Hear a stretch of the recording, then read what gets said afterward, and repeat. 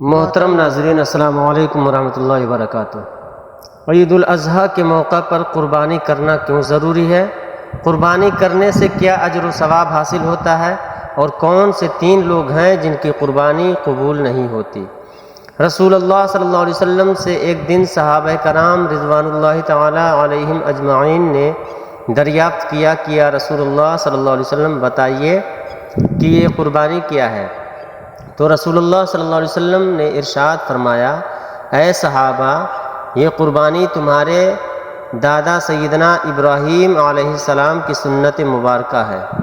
یہ سن کر صحابہ کرام نے مزید پوچھا کہ یا رسول اللہ صلی اللہ علیہ وسلم، پھر اس پر ہمیں اجر و ثواب کیا ملے گا اور نیکیاں کتنی ملیں گی؟ جب نبی کریم صلی اللہ علیہ وسلم نے ارشاد فرمایا کہ جس جانور کی قربانی تم کرو گے اس جانور کے ہر ایک بال کے بدلے تمہیں ایک نیکی ملے گی، نبی کریم صلی اللہ علیہ وسلم کی اس حدیث مبارکہ سے یہ بات معلوم ہوئی اور ذرا حساب لگائے کہ قربانی کے لیے جتنا بڑا جانور ہوگا اور اس کے اوپر جتنے زیادہ بال ہوں گے تو اس جانور کے ایک ایک بال کے بدلے ایک نیکی کے حساب سے نیکیاں بھی زیادہ ملیں گی۔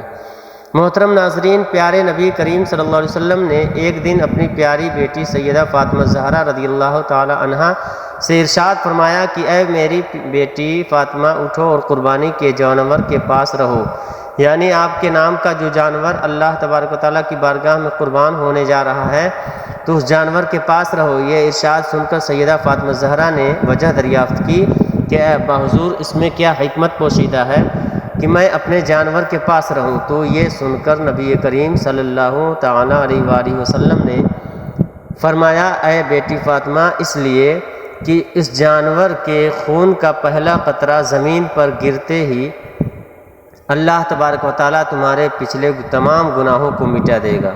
ناظرین کرام، اس حدیث مبارکہ کی 2 فضیلتیں علماء کرام نے بیان فرمائی ہیں۔ پہلی حکمت جو اس ارشاد سے معلوم ہوئی کہ نبی کریم صلی اللہ علیہ وسلم خود کو اور اپنی اولاد کو اللہ تبارک و تعالیٰ کی بارگاہ میں انتہائی عاجزانہ انداز میں پیش کرتے ہیں۔ سیدہ فاطمہ زہرا تو وہ معصوم ہستی ہیں کہ جن کی ساری زندگی گناہوں سے پاک و مبرہ ہے، تو ان کے نام اعمال میں تو کوئی گناہ موجود ہی نہ تھے کہ جن کی معافی مقصود تھی، بلکہ یہ صرف اور صرف نبیوں کے سردار رحمت عالمین صلی اللہ علیہ وسلم کی عاجزی کو ظاہر کرتی ہے۔ دوسری حکمت تب معلوم ہوئی جب سیدہ فاطمہ زہرا رضی اللہ تعالی عنہا نے نبی کریم صلی اللہ علیہ وآلہ وسلم کا ارشاد مبارکہ سن کر یہ دریافت کیا کہ یا رسول اللہ صلی اللہ تعالی علیہ وآلہ وسلم، کیا یہ فضیلت صرف ہم اہل بیت کے لیے ہے یا تمام امت مسلمہ کے لیے ہے؟ تب نبی کریم صلی اللہ علیہ وآلہ وسلم نے ارشاد فرمایا کہ یہ فضیلت اور یہ انعام پوری امت مسلمہ کے لیے ہے۔ سبحان اللہ! معلوم ہوا کہ جب کوئی شخص اللہ تبارک و تعالیٰ کی راہ میں جانور قربان کرتا ہے تو اس جانور کے جسم سے خون کا پہلا قطرہ جب زمین پر گرتا ہے تو اللہ تبارک و تعالیٰ اس قطرے کے ساتھ ہی اس شخص کے پچھلے تمام گناہوں کو مٹا دیتا ہے۔ پیارے نبی کریم صلی اللہ علیہ وآلہ وسلم نے ارشاد فرمایا کہ جو شخص استطاعت ہونے کے باوجود اور قربانی کی گنجائش ہونے کے باوجود بھی قربانی نہیں کرتا، مال بھی ہے، دولت بھی ہے، پیسہ بھی ہے اور سب کچھ ہے، پھر بھی اگر وہ قربانی نہیں کرتا تو وہ ہماری عیدگاہ میں نہ آئے۔ حضرت سیدنا امام جعفر صادق رضی اللہ تعالی عنہ لوگوں کو واعظ و نصیحت فرما رہے تھے، درس قرآن دے رہے تھے اور قربانی کی فضیلت اور قربانی کے مسائل بیان فرما رہے تھے۔ اسی دوران آپ رضی اللہ تعالی عنہ نے ارشاد فرمایا، اے لوگو، ہر ایک مسلمان کی قربانی اللہ تبارک و تعالی قبول فرماتا ہے، لیکن سن لو کہ دنیا میں 3 ایسے بدبخت لوگ ہیں کہ جن کی نہ تو قربانی قبول ہوتی ہے، نہ تو حج قبول ہوتا ہے اور نہ ہی کوئی نماز قبول ہوتی ہے۔ اس پر لوگوں نے سوال کیا کہ اے حضرت، آخر وہ 3 قسم کے بدقسمت لوگ کون کون سے ہیں؟ ایسے کون سے بدبخت لوگ ہیں کہ جن کی قربانی، حج، نماز بھی قبول نہیں ہوتی؟ محترم ناظرین، دل کے کانوں سے سنیے گا کہ وہ کون کون سے بدبخت ہیں۔ فرمایا، نمبر 1، شرک کرنے والا۔ شرک کرنے والا کوئی جو ہے عمل قبول نہیں ہوتا، نہ نماز قبول ہوتی ہے، نہ حج قبول ہوتا ہے اور نہ ہی قربانی قبول ہوتی ہے۔ اللہ تبارک و تعالیٰ کے ساتھ کسی کو شریک ٹھہرانا شرک کہلاتا ہے۔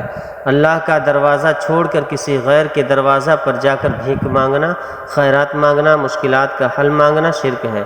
دیہاتوں میں اکثر نادان لوگ اپنی کم علمی اور نادانی کے سبب بزرگوں کے درباروں پر جا کر خدا سمجھ کر یہ مانگے بھیک وغیرہ، تو یہ شرک ہے، اور اللہ کے عطا کردہ ہیں، وہ اللہ نے انہیں نوازا ہے، اگر یہ سوچ سمجھ کر کے اگر ان سے ہم طلب کریں کسی چیز کو، کسی دولت کو، کسی نعمت کو، اور کہیں کہ اللہ کے عطا کرنے سے آپ ہمیں عطا کر دیجئے، اللہ کی بارگاہ میں دعا کریے، مجھ پر فضل فرمائیے، تو یہ شرک نہیں ہوگا، بلکہ اللہ نے اپنے بزرگوں کو وہ طاقت و قوت دیا ہوتا ہے کہ جس کی بنا پر وہ اپنے ماننے والوں کو، اپنے محبت کرنے والوں کو عطا کرتے ہیں۔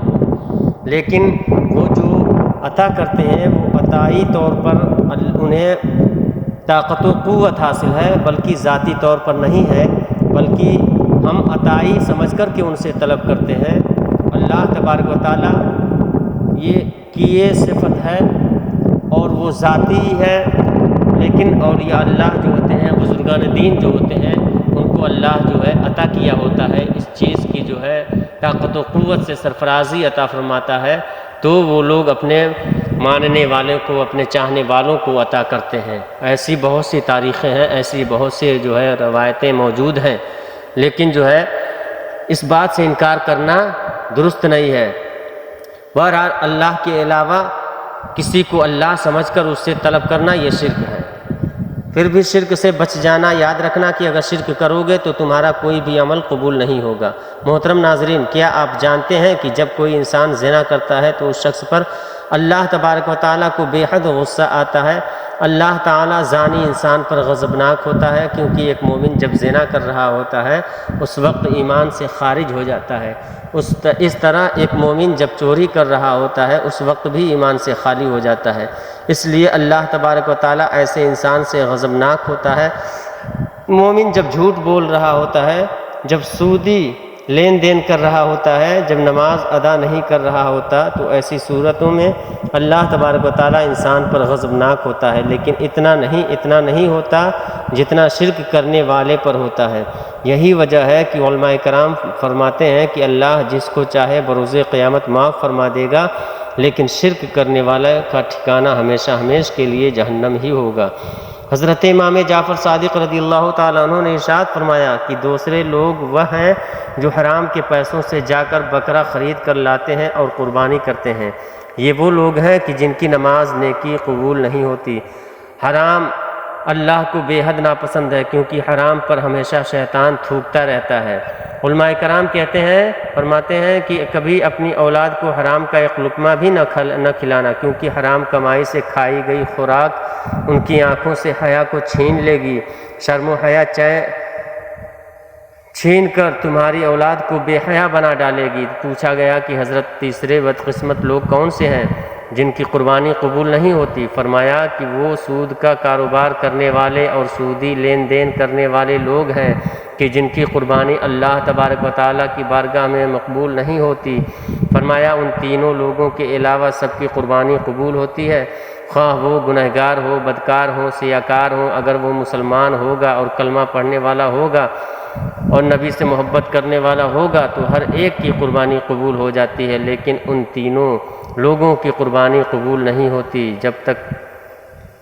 تب تک یہ لوگ اللہ تبارک و تعالیٰ کے حضور پکی سچی توبہ نہیں کر لیتے اور اپنے ان گناہوں کو ہمیشہ کے لیے چھوڑ نہیں دیتے۔ اللہ تبارک و تعالیٰ سے دعا ہے کہ ہمیں اپنی رحمت اور کرم کے سائے میں رکھے اور ہمیں ایسے لوگوں میں کبھی شامل نہ فرمائے کہ جن پر اللہ کا غضب نازل ہوتا ہے۔